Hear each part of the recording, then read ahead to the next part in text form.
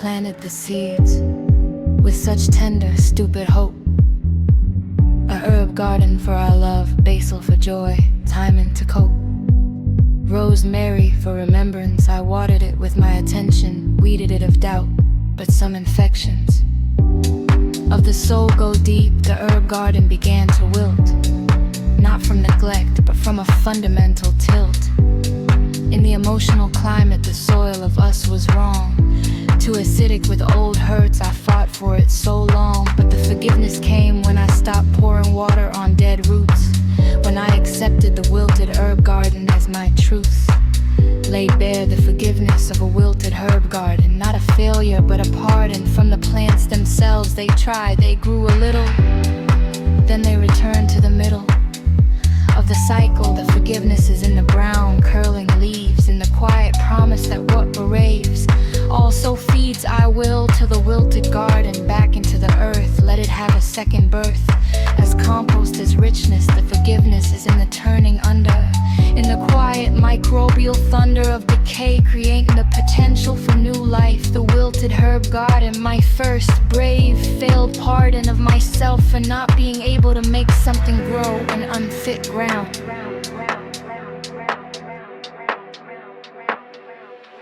This is the forgiveness of a wilted herb garden and agricultural grace.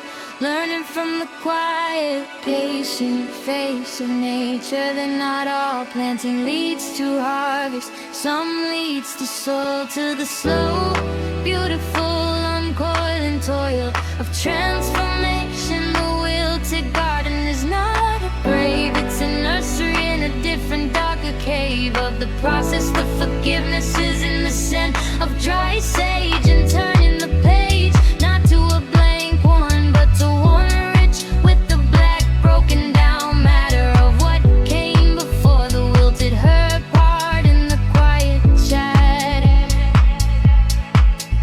of the end of something, which is also the beginning of something else. The forgiveness is on the shelf next to the seed packets for next spring. It's the wisdom to test the soil first, to quench the old buried thirst of past hurts before planting new delicate hopes. The wilted herb garden, the necessary hard won pardon.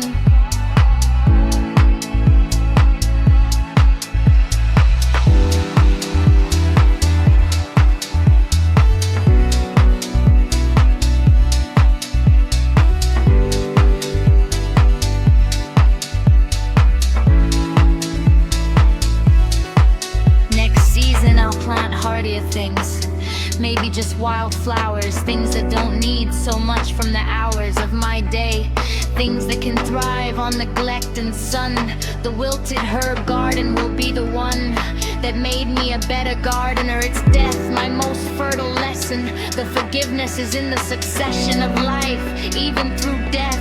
The wilted garden forgives me for my clumsy love, and I forgive it for not being enough. This is the forgiveness of a wilted garden and agricultural grace. Learning from the quiet, patient face of nature, that not all planting leads to harvest. Some leads to soil, to the slow, beautiful uncoiling toil of transformation. The wilted garden is not a grave, it's a nursery in a different, darker cave of the process. The forgiveness is in the scent of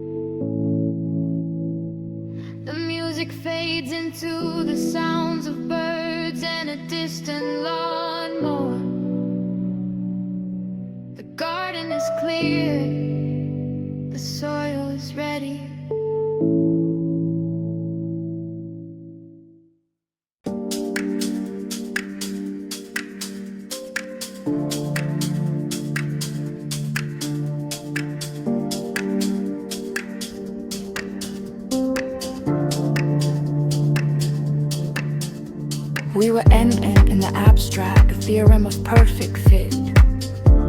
Given two souls of complementary wit and damage, the probability of a stable union approaches one. We wrote it down under the sun of our hope, it seemed so clear. A theorem QED.